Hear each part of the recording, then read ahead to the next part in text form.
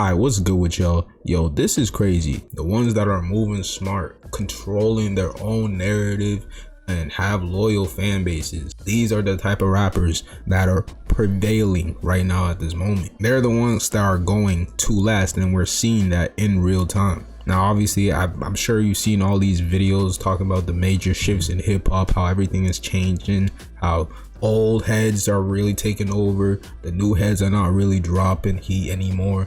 And then you have this whole lyrical and then really vibey side where it's like, which one is better? Which one are people really circulating towards more? Well, I'll tell you right now, and this is really just coming off of what I'm seeing at the moment. Things are clearly changing. And JID, he's the most underrated superstar right now, but that underrated label is slowly starting to fade. He's a mainstream artist now. I mean, I think we can all say that he is a mainstream rapper, and I think if he has some songs on this that is gonna get that mainstream appeal, and let's keep it a bean, once you get that mainstream appeal, it's kind of over. Even though he has it already, because no one's dropping, no one big is ever dropping, and he's been selling. But I peeped something today and was really interested in that really just tells you things are changing. It's not gonna be the same no more. Now, around 2010, he co-founded the collective Village with Earth Gang, and he built grassroots following through his early mixtapes. His breakout came in 2014 touring runs and the 2015 DiCaprio EP, which caught the attention of J. Cole, leading to a Dreamville/Interscope signing in 2017. Throughout 2017 and 2022, he was just dropping music. He wasn't in the light though. Like, keep that in mind.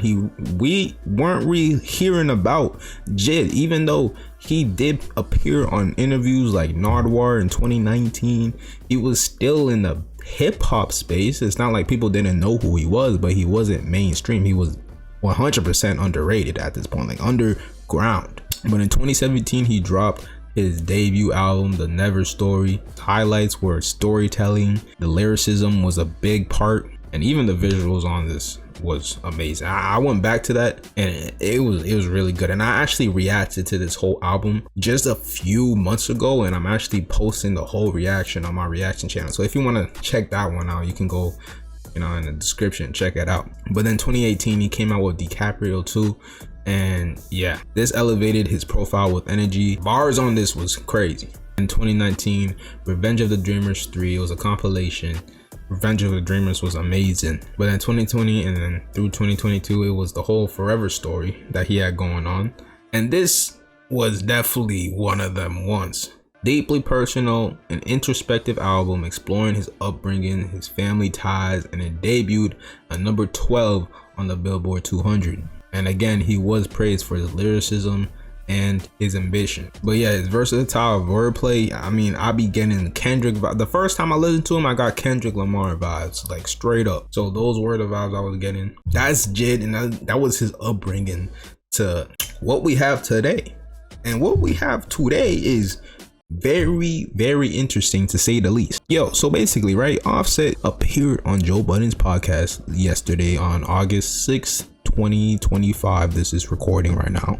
It was just a vibe, you know what I mean? And hearing Offset giving his whole thing, it really gave off the fact, like, I'm not here to talk about Offset, but it did look like he grew from his situation he was dealing with his baby mama issues, you know what I mean? The whole Stephon Diggs. Joe Budden does get messy on this episode, but they do talk about music, which is mainly the things I'm talking about. I'm only talking about music. I'm not talking about all this drama stuff, really, you know what I mean? It's really not important, but the music aspect, like, bro, it seems like he grew. It seems like he knows exactly what the fans are really looking forward, you know what I mean, looking towards when it comes to these rappers, these artists, and everything like that. And one thing he talks about is Jid's run, like his run right now in the hip-hop game. And he says this, which is really interesting, that I want y'all to hear. So me and Jid been locked in for about 2 years trying to do phenomenal. Shit. He's trying to do shit. He's from Atlanta, but to me, he ain't no nigga fucking with him lyrically in our city. You know what I mean? And I seen his show, like his impact versus the public make opinion. He touching folks for real. I went to his show. He sell out Coca-Cola 5,000 2 nights in a row. When it might be a nigga that might be more popular and more famous than him. Can't do that. can't sell out 2,000. You know what I'm saying? So I like the fact that he got his fan base. It's built. It's a cult of them, and I just respect his artistry. And I love it's a slow bake. He ain't rushing. He ain't tough. rushing to do nothing. He tough. He's slow baking, doing what he want to do. I think y'all dropping this. Just like Offset said, he circulated his fan base together to the type of mass appeal. Like it didn't seem as if he was chasing for anything, like anything big. We all know this. It's kind of similar to how Cole was brought up by keeping it kind of low key. Like he had a kind of low key profile when he was, in the rap game. And whenever that one song hit, it hit. You feel me? And one thing about this is he was signed under Rock Nation, Jay-Z and everything. And Jay-Z, he talks about, actually, J. Cole did touch on this on his little podcast that he had this year. You know what I mean? He talks about how Jay-Z was kind of like really pushing that button, trying to make him get that number one, and, figuring out what they could do to get this number one, to get this hit, to get this slapper. You feel me? And all the ways Jay-Z was thinking for J. Cole to get that number one, it was all not into the whole vibe Cole was going for. I 100% understand why Cole didn't do that with Jay. You know what I mean? Like, they essentially are the same person. Not the same person, obviously, but they think the same way, as in, you don't really need to do all this just to get something going. And it's proven in real time that that's true. Like, you really don't. You can just do whatever you want, be creative, do whatever you want, and when your time comes, it will come. And we got his album coming out soon, tomorrow. You know what I mean? As I'm recording this right now, it is coming out tomorrow. He is dropping God Does Like Ugly, August 8th, 2025. We are going to hear this album. I am going to listen to it live for the first time on Twitch. This is going to be my first Twitch stream ever, and this is going to be recorded, and I'm going to upload it on YouTube. So if you don't want to watch the Twitch stream or don't want to watch at all, then you don't have to, but it's going to be on my second channel that I have, my reaction channel, and it's going to be cool, man. I'm actually excited for this Jit album. I want y'all to pay attention to what's actually going on. I'm going to be paying attention even to the first week sales, even though I don't really give two F's about that. Like, people really shouldn't care about the first week sales, and I hate how they really made that a thing, even though, it's whatever. Even with first week sales, I see him going over 100K, to be honest. Like, I'm not even joking. Like, nah. Okay, maybe not 100K.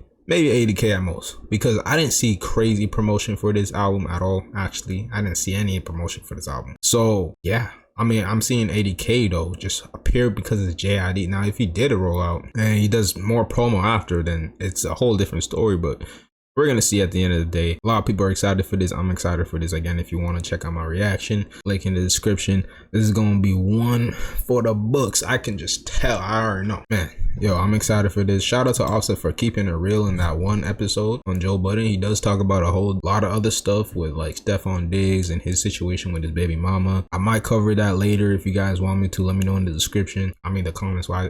Anyways, I hope each and every one of y'all have a blessed day. It's been your boy Ray. This is Ray Rax, and this is Rax Media.